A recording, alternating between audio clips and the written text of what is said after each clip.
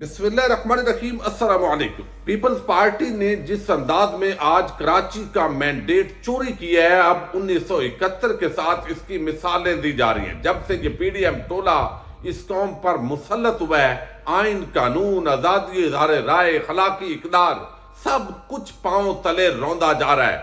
جس طریقے سے جماعت اسلامی اور تحریک انصاف کی اکثریتی مینڈیٹ کو اقلیت کے اندر تبدیل کیا گیا، چیئرمینوں کو اغوا کیا گیا، یہ ساری کہانی میں نے آپ کے سامنے رکھنی ہے۔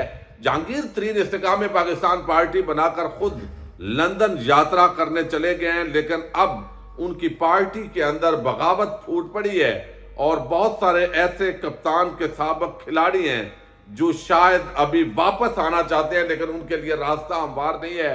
یہ ڈیٹیل بھی آپ کے سامنے رکھنی ہے۔ خواجہ آصف نے جس طریقے سے اوورسیز پاکستانیوں کے خلاف بدماشی کا آغاز کیا ہے اور وائس چانسلرز کو ٹارگٹ کیا ہے، اب یہ بدماشی الٹی پڑ گئی ہے، کس طرح لوگوں کا ریاکشن ہے، اس پر بات کریں گے اور امید کروں گا کہ آپ سماعت کریں گے اور اپنے قیمتی فیڈ بیک سے ضرور آگاہ کریں گے۔ اوورسیز پاکستانیز خاص طور پر یورپ، امریکہ، کینیڈا میں رہنے والے لوگوں کو شخصی آزادیاں ہوتی ہیں، وہاں پہ آئین ہے، جمہوریت ہے، آزادی اظہار رائے ہے، وہ احتجاج کر سکتے ہیں۔ پاکستان کے اندر جو کچھ اس وقت انسانی حقوق کی پامالیاں ہو رہی ہیں، ایک بدماشی کا قبضہ ہے پاکستان کے اوپر۔ 9 مئی کے واقعات کی آڑ میں تحریک انصاف اور عمران خان کو جو نشانہ بنایا گیا ہے، لوگ وہاں احتجاج کر رہے ہیں۔ پھر ظاہر ہے اس کے اثرات، اگر 90 لاکھ لوگ اوورسیز ہیں، 1 کروڑ کے قریب ہیں، تو آگے ان کے گھر والے بھی ہیں، وہ ان کو بھی بتاتے ہیں۔ تو وہ جو ایک بیانیہ حکومت بناتی ہے، وہ بیانیہ نہیں بن پا رہا، جو ہمارے ادارے بیانیہ بنا رہے ہیں وہ نہیں بن پا رہا۔ تمام ٹی وی چینلز کو اپنے ہاتھ میں کیا اور وہ سیٹ ویسے ہی ان کے ہاتھ میں ہوتے ہیں، اس کے باوجود وہ کام نہیں ہوا۔ یہی وجہ ہے کہ آپ کو یہ ان کی طبیعتوں کے اندر حواس باختگی، نفرت نظر آتی ہے اوورسیز پاکستانیوں کے حوالے سے۔ اب بہت سارے لوگ یہ سمجھ رہے ہیں کہ وہ چونکہ یورپ والے لوگوں کو سمجھتے ہیں کہ یہ پی ٹی آئی والے ہیں، اور جو مڈل ایسٹ میں رہتے ہیں ان کو سمجھتے ہیں کہ یہ نون لیگ والے ہیں، ان کو نشانہ کیوں نہیں بنایا گیا جو سعودی عرب، یو اے ای اور دیگر ممالک کے اندر رہتے ہیں۔ بھئی اس کی ایک بنیادی وجہ ہے، اوورسیز پاکستانی جتنے بھی ہیں ان میں مور دین 90% وہ تحریک انصاف کی حامی ہیں، چونکہ وہ بیرون ملک دیکھتے ہیں کہ وہاں کا نظام کیا اور پاکستان اس پورے نظام کے اندر اتنا پیچھے کیوں ہے، چور ڈاکو لٹیرے کیوں راج کرتے ہیں۔ پھر وہ دیکھتے ہیں کہ ہم یہاں بیرون ملک اپنے بیوی بچوں سے دور کمانے کے لیے آئے ہوئے ہیں، کاش ہمارا ملک بھی ایسا ہوتا، ایسا ڈیولپ ہوتا۔ اتنے وہاں پر جو ہے وہ ذرائع تھے کہ وہاں پر لوگ روزگار کمانے آتے اور ہم بھی بجائے خارجی ہونے کے مقامی وہاں پہ مالک ہوتے۔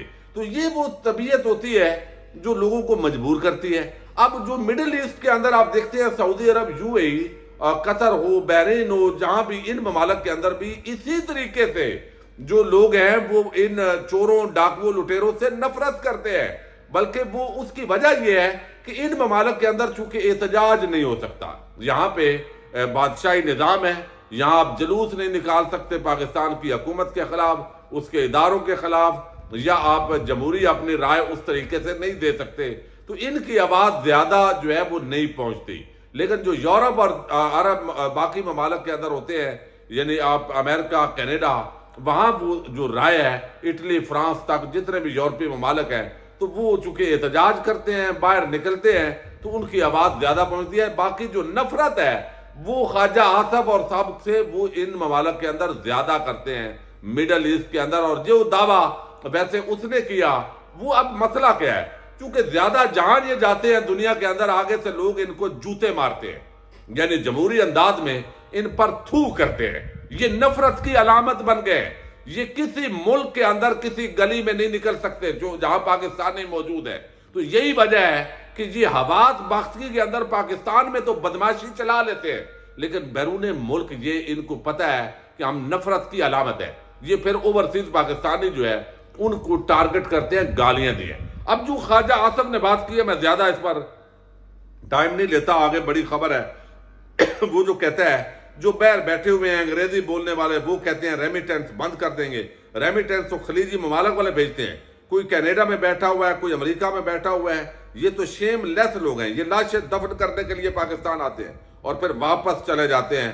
اب یہ لاشیں دفن کرنا تو شریف خاندان کا بھی یہ معاملہ تھا، لیکن یہ کتنا بے شرم آدمی ہے.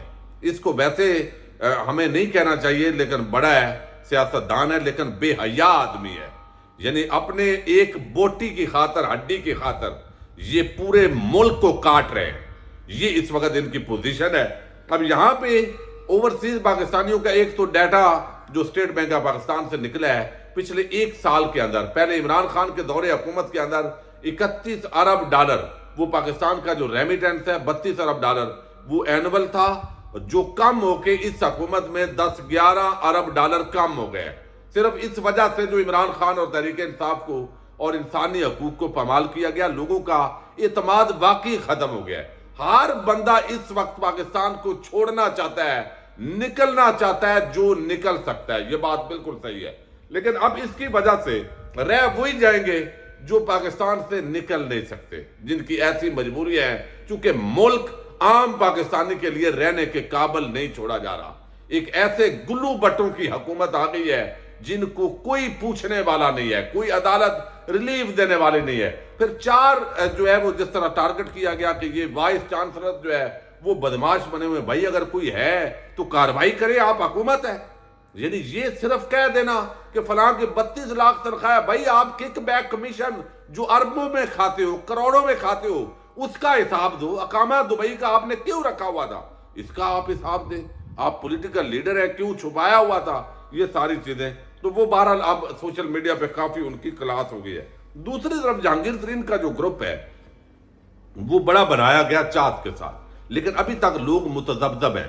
یعنی لوگوں کو جیلوں سے نکال کر پریس کانفرنسیں کروا کے وہ جہانگیر ترین کی پارٹی میں تو ڈالا گیا، لیکن ان کو لگتا ہے کہ اس میں نہ تو ہم جیت سکیں گے نہ ہمیں ووٹ ملے گا. اب اس پارٹی کے اندر جو ہے فواد چودھری، علی زیدی، عمران اسماعیل، وہ کہتے ہیں مولوی محمود، جو باقاعدہ جو گئے تھے جیل کے اندر میں ملنے کے لیے شاہ محمود قریشی کو، اب وہ کہہ رہے ہیں کہ ہم نے ابھی تک استحکام پاکستان پارٹی جوائن نہیں کی. اور وہ کہتے ہیں میں نے نہیں، فواد چودھری، علی زیدی اور عمران اسماعیل کا بھی معاملہ ابھی کلیئر نہیں ہے. یہی وجہ ہے کہ وہ سامنے سٹیج پر نہیں بیٹھے. تو ان لوگوں کی مثال ایسے ہے جن کو زبردستی بیوی بچوں اور باقی خاندان کو تشدد کر کے ان کو مجبور کیا گیا اور وہ وہاں پہنچے ہوں، لیکن انہوں نے پارٹی جوائن کرنے کا ابھی تک اعلان بھی نہیں کیا. اعلان وہ وہاں موجود ضرور تھے. تو اس کا مطلب ہے کہ ابھی بھی وہ کسی اور طرف منتظر ہے کہ شاہ محمود قریشی، پرویز خٹک یا تو کوئی گروپ بنے گا اور اس کے اندر جائیں گے، یا پھر وہ انتظار کر رہے ہیں اور بڑے بد دل ہو کے وہاں پہ وہ بیٹھے ہوئے ہیں. حیرت کی بات یہ ہے ویسے کہ فواد چودھری جیسے لوگ اسمبلیاں توڑنے کے مشورے دیتے رہے اور ان مشوروں کے نتیجے میں پوری پارٹی زیر عتاب ہوئی اور وہ آگے مجبور ہو گئے. یہ سیاست کے اندر جو ہے یہ بہرحال ہوتا ہے. اب کراچی کے اندر آپ دیکھیے 1971 کے اندر جو ہے ملک 2 لخت ہوا. ہم ہمیشہ بنگلہ دیش کی بات کرتے ہیں، حمود الرحمان کمیشن رپورٹ اس پر بڑی تفصیلی ہے اور اس کے اندر تفصیلات بھی ہے، لیکن اس کو کیسے توڑا گیا. آج اس کی ایک یاد تازہ ہوئی ہے جب کراچی کو بھی توڑنے کی جو ہے وہ بنیاد رکھ دی گئی ہے.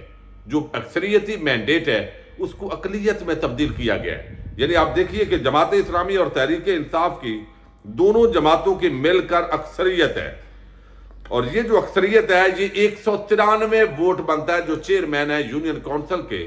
آگے میئر منتخب ہونا ہے. پیپلز پارٹی کے پاس ہے 166 چیئرمین اور نون لیگ کے اور جے یو آئی کے ملا کے تو وہ یہ فگر بنتا ہے.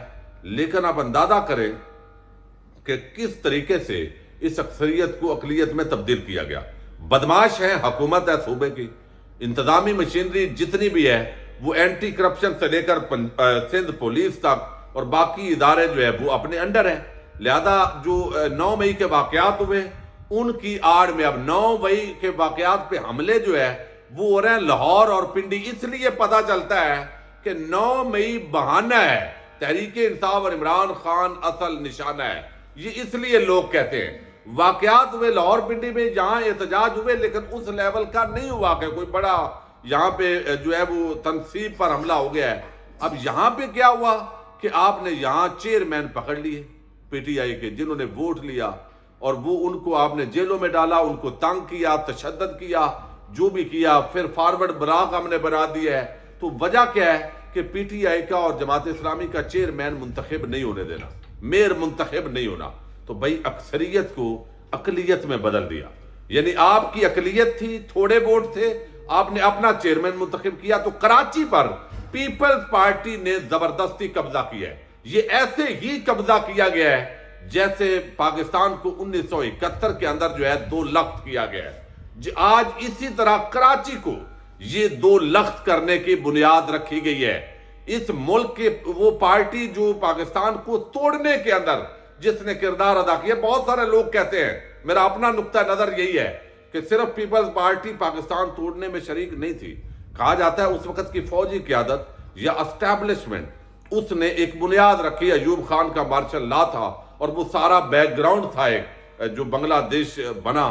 تو میں سمجھتا ہوں آج بھی تو یہ سارے بغیر ایک پیج پر ہیں. لوگ کہتے ہیں کہ یہ ایک پیج پر ہے، تو آج بھی شریک کار تو ہیں اسٹیبلشمنٹ اور یہ پیپلز پارٹی. جو کچھ ہو رہا ہے، یہ نون لیگ جو کچھ کر رہی ہے، جو ماؤں بہنوں بیٹیوں کی عزتوں پر جو ہے وہ اس وقت چلے وہ الزام ہے، لیکن جس طریقے سے وہ ساری چیزیں ہو رہی ہیں، تشدد کیا جا رہا ہے، گھروں کا سامان توڑا جا رہا ہے، ڈکیٹیاں ہو رہی ہیں گھروں میں، سیاسی کارکنوں کے گھروں کے اندر آپ گرفتار کرنے جاتے ہیں، تو اس کے ماں بہن بیٹی کے گھروں کے اندر اگر سامان توڑیں تو وہ کتنے بے شرم، بے غیرت، بے حیا، وہ درندے لوگ ہوں گے جو کسی ملزم کو پکڑنے جائیں. تو اس کا مطلب ہے کہ ان کا جو ایجنڈا ہے وہ صرف یہ تو نہیں ہے کہ وہ کسی کو گرفتار کرنے گئے ہیں، وہ تو کسی کے بن کے خاص قسم کے لوگ وہ جاتے ہیں. تو وہ جو جب آپ کے اداروں کے اندر جو پکڑنے والے ہیں، گرفتار کرنے والے ہیں، وہ ڈکیٹ بن جائے، جب وہ چور بن جائیں اور اس طرح کے الزامات ان پر لگے تو کیا کریڈیبلٹی ہوتی ہے؟ طاقت کے زور پر، ڈنڈے کے زور پر پاکستانیوں کو زیر کریں گے. تو کراچی کے اندر اکثریت کو اقلیت میں تبدیل کیا گیا، بدماشی کی گئی، غنڈہ گردی کی گئی، چیئرمین اغوا کیے گئے، جو میئر ہیں حافظ نعیم الرحمان ان کا مینڈیٹ ایسے ہی چوری کیا گیا جیسے پاکستان کے 2 ٹکڑے کرنے کے لیے اس وقت پیپلز پارٹی نے تسلیم نہیں کیا. شیخ مجیب الرحمان کو یہی کام کیا. اس وقت بھی ایک پیج چل رہا تھا، آج بھی ایک پیج چل رہا ہے. کس کا کتنا حصہ ہے وہ تو تاریخ سب کچھ عیاں کر دیتی ہے. تو خدا را پاکستان کے ساتھ جو ہے یہ نہ کرے. اور میں سمجھتا ہوں کہ ہمارے جو ادارے ہیں اسٹیبلشمنٹ اس کو ڈسٹینس کرنا چاہیے. یہ چور ہیں، یہ ڈاکو ہیں، یہ منی لانڈرنگ کرنے والے ہیں، یہ جعلی بینک اکاؤنٹ چلانے والے ہیں، اور یہ آپ کو بدنام کروا رہے ہیں. یہ تاثر دیتے ہیں کہ ہمارے ساتھ ہے سب، لہذا اب ہمیں کوئی روک نہیں سکتا. تو اب ظاہر احتجاج ہوگا اور دھرنے ہوں گے، احتجاج ہوگا. دوسری طرف انتظامیہ اپنی ہے.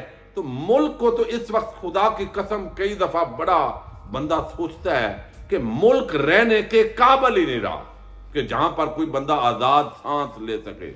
تو ٹھیک ہے، جیسے چلانا چاہتے ہیں بھائی چلائیں. اللہ حافظ.